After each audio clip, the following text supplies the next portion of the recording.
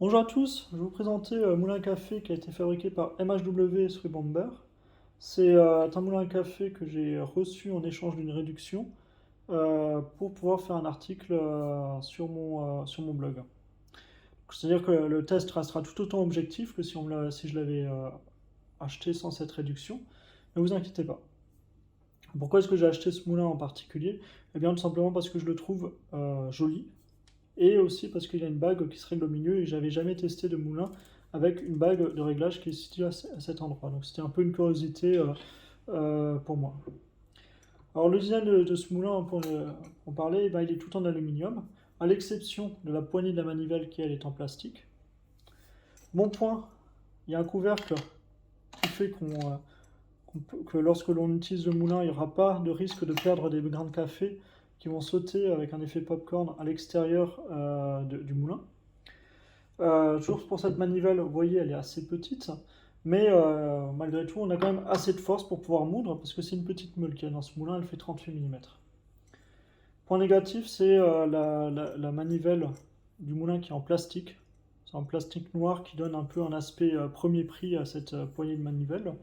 Mais en dehors de cet aspect plastique, surtout sa taille, elle est petite, et donc elle se prend un petit peu moins bien en main lorsque l'on utilise le moulin. À titre de comparaison, par exemple, si on prend le moulin Apollo, là vous voyez la poignée de la manivelle est quand même beaucoup plus grosse et se prend beaucoup mieux en main. C'est également le cas pour d'autres moulins comme le C40 ou alors les 1Z Presso qui eux pareil ont une manivelle qui a une poignée quand même beaucoup plus grosse. Donc hormis ce petit défaut, il est parfaitement utilisable. Pour le reste du design, en haut, il y a cet aspect un petit peu en entonnoir. Ça, c'est vraiment un bon point parce que ceci fait que le moulin va tout simplement pas glisser lorsqu'on le tient et qu'on le serre un peu moins. Genre, il n'aura pas tendance à glisser et à tomber par terre. Donc ça, c'est vraiment un bon point aussi pour ce moulin. Le récipient en bas se dévisse. Le filetage est très épais. Donc c'est-à-dire qu'il n'y aura pas de risque de le casser si jamais on engage mal le récipient. Et il n'y a pas à faire énormément de tours pour pouvoir le remettre en place. Toujours sur ce récipient, donc c'est une pièce toute en aluminium, il y a un petit rebord ici à l'intérieur, mais ce petit rebord c'est une pente en fait. C'est-à-dire que quand on retourne le récipient pour déverser le café dans le porte-filtre, il n'y aura pas de rétention qui va être faite par une sorte de rebord. Ça, ça fait que c'est un défaut que j'avais observé, j'en parle parce que c'est un défaut que j'avais observé sur les Kinu. Et c'était embêtant parce que quand on retournait le récipient, eh ben, on avait tout un disque en fait de café qui tombait pas parce qu'il était retenu par ce rebord. Et après, il fallait tapoter sur les bords, c'était un peu contraignant parce que, je veux dire, c'est quelque chose, on se dit, bah, ça doit être quand même conçu. Je veux dire, ils l'ont testé le moulin, ils le voient qu'il y a ça qui va pas. En fait, non, donc c'est quelque chose que je tenais à souligner. Donc pour ce qui est de la meule, on la voit ici, 38 mm, petite meule, donc c'est pour ça qu'il y a peu de force de résistance. Et, euh,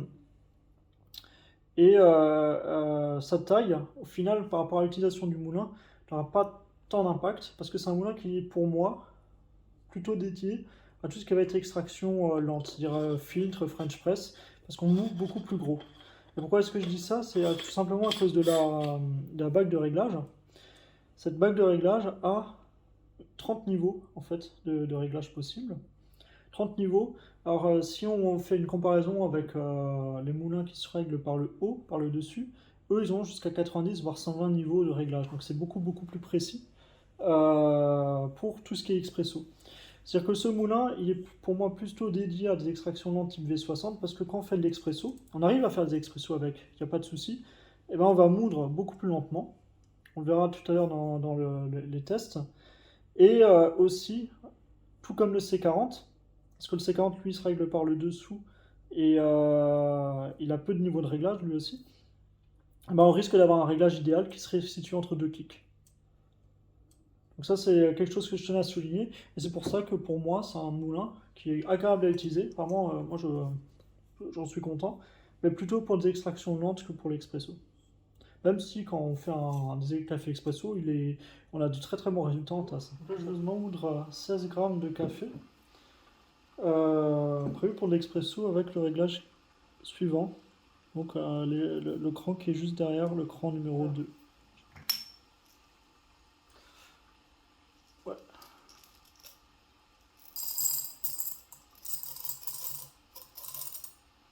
Alors là, j'ai 15,9 grammes de café. Pour pallier au problème de rétention avec l'électricité statique, je mets toujours une goutte d'eau dans le café. Alors du coup, je mets de l'eau chaude dans la tasse, qui permettra de la chauffer au passage. Voilà, petite goutte d'eau.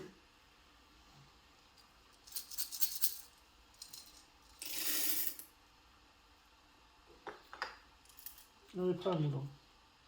En précision, j'ai oublié de dire dans la précédente vidéo, lorsqu'on enlève et qu'on remet le récipient, ben, ça n'affecte pas le réglage. Ça, c'est une question que je me posais avant l'achat et finalement, il n'y a pas de problème.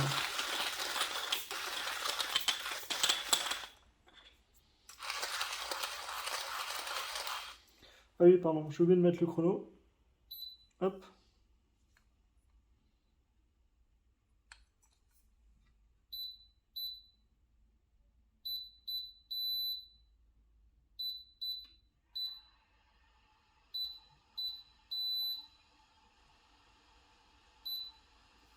Voilà.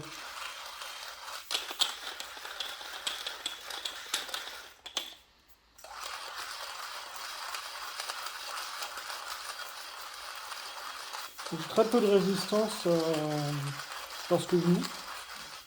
C'est à tel point où je me pose la question de est-ce que les grains de café sont bien attrapés lorsque je moue.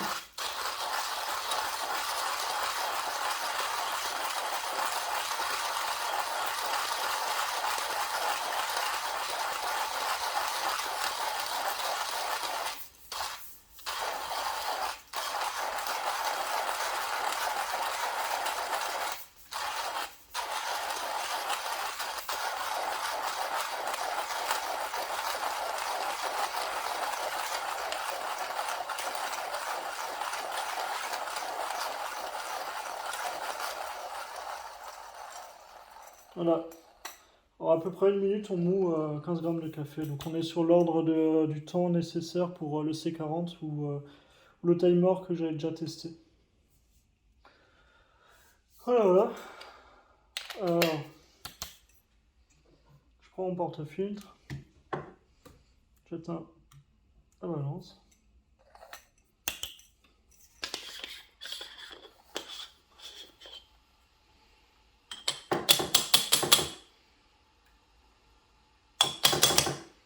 Voilà. Donc très peu de rétention.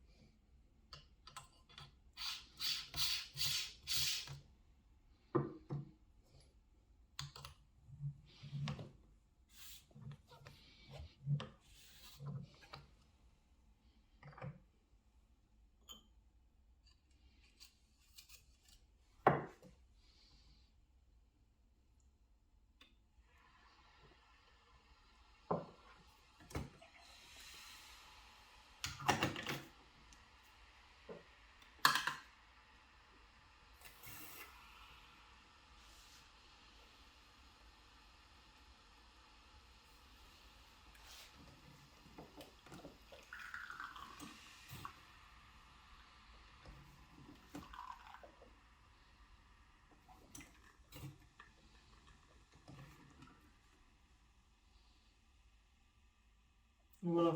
Vous pouvez voir, ça a coulé légèrement trop vite. J'aurais dû peut-être serrer un petit peu plus. Mais il y a quand même un bon résultat par rapport au créma et à la couleur du créma. A bientôt pour une nouvelle vidéo.